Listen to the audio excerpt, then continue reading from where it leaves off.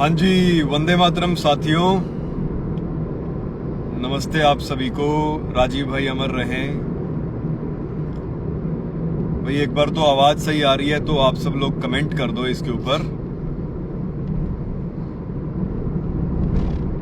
बहुत ही ज़रूरी इन्फॉर्मेशन है और बहुत बड़ी डेवलपमेंट हो सकती है। जिन सब चीज़ों के लिए हम रात दिन भाग रहे हैं, हो सकता है इसके लिए एक बहुत बड़ा जो है ऐसी नींव रखी जाए जिसके माध्यम से जो ये लड़ाई हम लड़ने की लगातार कोशिश कर रहे हैं उसमें बहुत बड़ी सफलता मिल सकती है। तो अभी का अपडेट ये है कि सभी क्रांतिकारी जो हैं इस समय पे निकल पड़े हैं उत्तराखंड की क्रांति के लिए। तो जैसा कि आप देख रहे हैं, देखिए हम चले हुए हैं।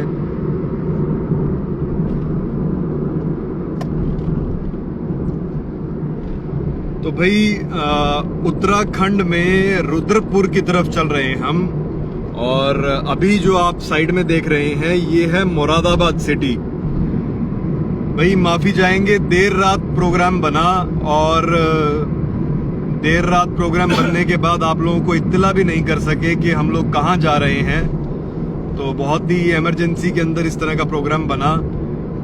भाई चडूनी जी का फोन आया हुआ है और वो कह रहे हैं कि आप आइए रुद्रपुर के अंदर।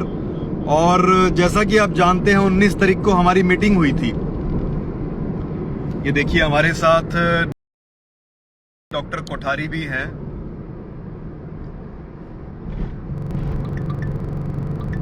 और हमारे साथ जो है मोहित जी, ये नरेंद्र भाई हमारे साथ हैं, सचिन गुप्ता हमारे साथ हैं। तो भाइयों जैसा, हाँ जी, तो भाइयों और बहनों जैसा कि आप जानते हो, भाइयों और बहनों से तो भाई मेरे को उसकी प्रधान सेवक की याद आ जाती है कभी कभी जिसने सारा तमाशा खेल रखा है। तो भाइयों और बहनों बात ये है कि चडूनी जी का फोन आया हुआ था। वो कह रहे हैं कि गोयल साहब हमारे को सारी बातें समझ में आ रही हैं ये। और 19 तारीख को जैसे कि आप जानते ही हैं कि हमारी मीटिंग हुई थी और डॉक्टर कोठारी भी हमारे साथ थे उस दिन। और उस मीटिंग के अंदर हमने उनको काफ़ी हद तक ब्रीफ किया इन चीज़ों के बारे में कि जो नया पब्लिक हेल्थ का कानून आ रहा है, जन स्वास्थ्य का कानून, उस जन स्वास्थ्य कानून के बारे में उनको हमने सारी बातें समझाई थी। और उनको समझ में आया कि हाँ, ये इस कानून के माध्यम से बिल्कुल तानाशाही लाई जा सकती है। तो जैसा कि उसके अंदर हमारी फसलों को बहुत बड़ा खतरा है और हमारे पशुधन को खतरा है, तो ये एक बहुत बड़ा मैटर है जिसके माध्यम से किसानों को कंट्रोल करने की और हमारे कृषि को कंट्रोल करने की, जिसके माध्यम से हम लोग आत्मनिर्भर रह सकते हैं, उसको कंट्रोल करके और लगातार जो है एक प्रकार की तानाशाही लाने की कोशिश जो सरकार कर रही है, उसी के चलते चुडीनी जी का आज जो बात हुई है, आज हम पहुंच रहे हैं रुद्रपुर के अंदर। और उनका भी एक बहुत बड़ा गढ़ है ये उत्तराखंड के अंदर, नैनीताल के पास।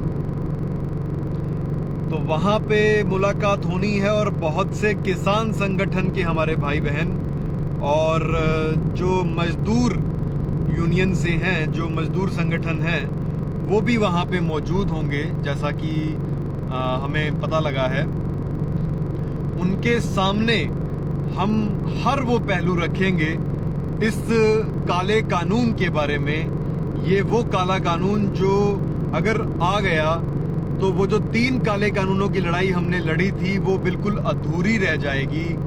तो उसी को देखते हुए गुरनाम सिंह चडूनी जी से बात हुई है इसके बारे में और वो कह रहे हैं कि हम इसके अंदर आपको पूरा सपोर्ट करेंगे और बहुत ही खतरनाक चीज़ है ये। तो आप सब लोगों को हम बताना चाहेंगे कि आप सब लोगों के पास इस कानून का विरोध करने के अलावा कोई और चारा ही, जो चाइना में हो रहा है वो बिल्कुल आपको बिल्कुल बोना महसूस होगा अगर ये कानून आ गया। तो अभी हम यहाँ पे ये भी बात नहीं करते जिन लोगों ने बूटी लगवा ली है, नी लगवा ली है। भाई जिसने नी लगवाई है उसको भी लड़ना पड़ेगा इसके लिए। भाई कनेक्शन थोड़ा वीक हो रहा है बीच बीच में क्योंकि हम ट्रैवलिंग के दौरान हैं। ये देखिए, तो मैं ये कह रहा था कि भाई बूटी की लड़ाई से भी ऊपर जा रही है ये बातें।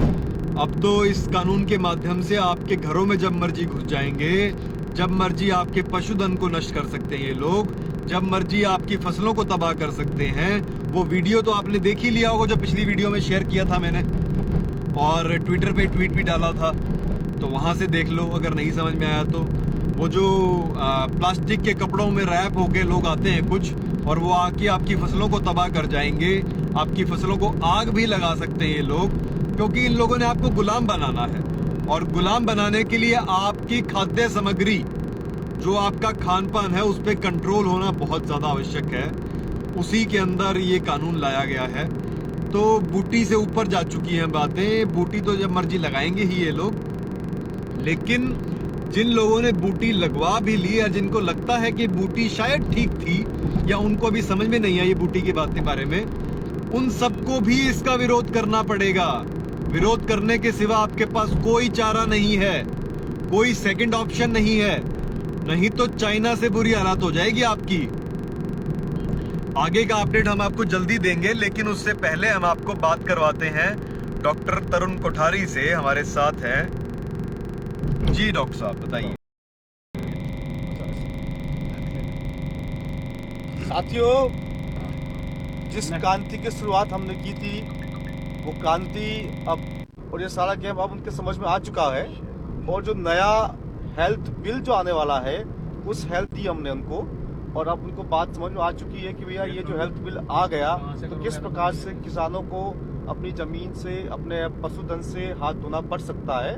तो इस संबंध में हम लोगों को अधिक से अधिक जागरूक कर रहे हैं। आपसे कहना चाहूँगा कि आप जहाँ पर है, जिस जगह है, वहीं पर जागरूकता अभियान को जारी रखें। 1 से 2, 2 से 4, 4 से 8, अधिक से अधिक लोगों को जागरूक करते रहे। जय हिंद। भाई मोहित, आप कुछ कहना चाहेंगे इसके बारे में? जी मैं बिल्कुल कहना चाहूंगा। इसमें जो अधिकार डीएम को दिए गए हैं तालाबंदी के, असल में अगर इस बिल को शब्द नहीं प्रयोग करने हैं ना। अच्छा ठीक है। तो जो आप ये सोच रहे थे कि पिछली बार जो सरकारों ने किया था हमें 3-4 महीने के लिए कि भाई घर पे बैठो, तो अब आप लोग खुद ही डर के घर पे बैठ जाओ, क्योंकि आप अपने परिवार को अकेला छोड़कर कहीं काम पे जा ही नहीं पाएंगे। हमारे फौजी भाई हैं, वो देश की सेवा के लिए अपनी छाती अड़ा करके, कोई चाइना बॉर्डर पे खड़ा हुआ है, कोई किसी बॉर्डर पे खड़ा हुआ है, लेकिन उसका परिवार भी ये बिल आ जाने के बाद में सुरक्षित नहीं रहने वाला है।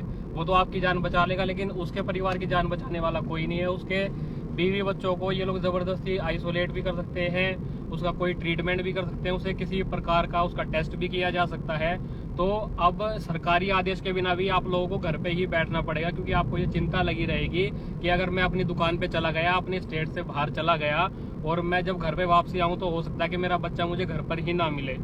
तो इस बिल को मैं तो ये चीज़ कहूँगा कि जो लोग आपको जागरूक कर रहे हैं वो तो कर ही रहे हैं। आप इस बिल को अपने आप से ज़रूर पढ़िए, हिंदी में, इंग्लिश में। इस सारे बिल के अंदर जो मैंने इसको पढ़ा है, सबसे खतरनाक शब्द मुझे लगा है संभावना। कि संभावना, अब उसके लिए उसे टेस्ट करने की भी जरूरत नहीं है आपको। उसमें काफी सारी डिजीज और वायरस तो लिखे ही हुए हैं, लेकिन आपको टेस्ट करने की जरूरत भी नहीं। अगर उन्हें संभावना या शक भी होता है तो भी आप पर वो जिस मर्जी चाहे प्रकार का एक्शन आपके ऊपर ले सकते हैं और आपके परिवार के ऊपर ले सकते हैं। और ये तो सबको पता है कि इनका जो रियल टारगेट है वो आपका पशुधन है। और बाकी किसान पहले ही कर्जे में डूबा हुआ था, अब ले दे के उसका छोटा मोटा जो दूध का व्यापार बचा है वो भी इस बिल के आने के बाद चला जाएगा। लेकिन जो आदमी नौकरी पे और दुकान पे निर्भर हैं अपने खान पान के लिए और अपने क्या ना रोजमर्रा के खर्चों को चलाने के लिए, मुझे नहीं लगता कि वो इस बिल को पढ़ लेने के बाद में, और जब ये पारित हो गया तो उसके बाद वो कभी चैन से अपनी दुकान पे जा भी पाएगा या अपनी नौकरी पे जा भी पाएगा। क्योंकि क्या मेरी जानकारी में कई लोग ऐसे हैं जो मतलब क्या पीएमओ हाउस में भी क्या जॉब करते हैं, जहाँ पर उनको 8-8 घंटे 10-10 घंटे अपना फोन स्विच ऑफ करके ही रखना पड़ता है ड्यूटी के टाइम पर। और उस 10 घंटे के दौरान पीछे से कोई अधिकारी आकर के आपके बीवी बच्चों को परेशान करे बिना किसी वजह के, और उनके साथ अपने जिस मर्जी से ट्रीटमेंट करे, चाहे वो क्या बिहेवियर वाइज ट्रीटमेंट हो या उनके शरीर को लेकर ट्रीटमेंट हो। तो इस बिल के बारे में आपको सोचना तो पड़ेगा, लेकिन इस बिल को आपने पढ़िए जरूर कैसे भी करके। धन्यवाद। जय हिंद। भाई नरेंद्र जी हमारे साथ, ये बताएंगे आपको कुछ इसके बारे में छोटा से के अंदर। वंदे मातरम साथियों, जैसा कि आप देख रहे हैं कितने बड़े बड़े षड्यंत्र चल रहे हैं देश में, उसी षड्यंत्र का ये एक हिस्सा है। और अभी ये कुछ नहीं है, और भी षड्यंत्र इससे ज़्यादा आने वाले हैं। कुल मिला के इन लोगों ने आप लोगों को ख़त्म करना है, हम लोगों को ख़त्म करना है। सारे अधिकार हमसे छीने जा रहे हैं, हमारे मौलिक अधिकार हों चाहे दूसरे अधिकार हों, वो किसी न किसी तरह से ये लोग छीनने की कोशिश कर रहे हैं। तो मैं तो सभी जागरूक साथियों से बात करना चाहूँगा कि अपने आसपास जो भी सब साथी हैं उन सबको जागरूक करें, एकत्रित करें। सब लोग इकट्ठा होकर ही हम लड़ सकते हैं। ये जितने भी षड्यंत्र हैं इन सबको हम इकट्ठा होकर ही इन लोगों को तोड़ सकते हैं। और जो लोग इन सत्ताओं की गुलामी कर रहे हैं वो भी इन चीज़ों को समझें, डीपली जाएं, इनको समझें कि ये जो चीज़ें हैं ये आपकी नौकरी तक सीमित नहीं है। नौकरियां तो ये लोग ख़त्म करने वाले हैं, तो आपकी नौकरी भी नहीं रहेगी। आपसे आज ये सब जो है षड्यंत्र में भागीदार बना रहे हैं आपको, लेकिन ये आपके देशवासियों के खिलाफ ही सब कुछ है, आपके परिवार के खिलाफ ही है। धन्यवाद, आप लोग ध्यान दीजिए और साथ आइए सभी। हाँ जी सचिन, आप कुछ शॉर्ट में कुछ कहना चाहेंगे, बताओ। मैं सिर्फ एक ही बात बोलूँगा, ये अंतिम युद्ध है, इसमें एकता आने के सिवाय और कोई चारा नहीं है। हर एक को एकता में आना पड़ेगा, चाहे वो धर्म के गुरु हों, चाहे वो गौ माता के रक्षक हों, चाहे वो किसी भी मत, किसी भी फेथ, किसी भी संप्रदाय की विचार रखते हैं। किसान, मजदूर, even police, even defence personnel, हर इंसान को इकट्ठा एकता में बंधने की ज़रूरत आ गई है। आखिरी मौका है। बिल्कुल। जय हिंद। तो भाई देखो, ये जो सरकार का गुंडा कानून आ रहा है भाई, इसके लिए तो आपको तैयार होना पड़ेगा, न्यू नहीं चलेगी। बात यह है कि सरकार ले आ रही है तानाशाही वाला कानून, और ये तानाशाही जो एक बार आ गई फिर सरकार नहीं छोड़ेगी आपने। और सरकार ने एक बार जब आपसे ले लिए अपने अधिकार तो फिर वापस कदे नहीं देगी, ये ध्यान रखियो। दूसरी बात ये कि भाई जो मेरे भाई सोचते हो कि चिट्ठी पत्री कर लेंगे, भाई ध्यान रखियो, इस कानून के अंदर इनने बात लिख रखी है कि हम चिट्ठी पत्री भी कौन कर सकोगे। पोस्टल पार्सल शब्द जोड़ रखा है इनने, वो पोस्टल पार्सल के नाम पे थारी चिट्ठी पत्रियां रोक देंगे और आपको कहेंगे कि भाई आपकी चिट्ठी पत्री में कोई इन्फेक्शन होने का चांस हो सकता है। इस चीज के नाम के ऊपर आपका सब कुछ रोक देंगे, आपकी खेती बाड़ी और हर चीज को उजाड़ सकते हैं।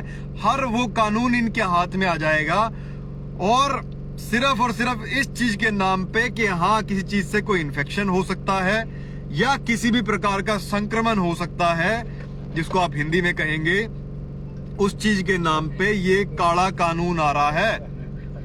वो 3 काले कानून तो इसके आगे कुछ भी नहीं है, पूरी की पूरी गुलामी लाने की कोशिश कर रहे हैं ये।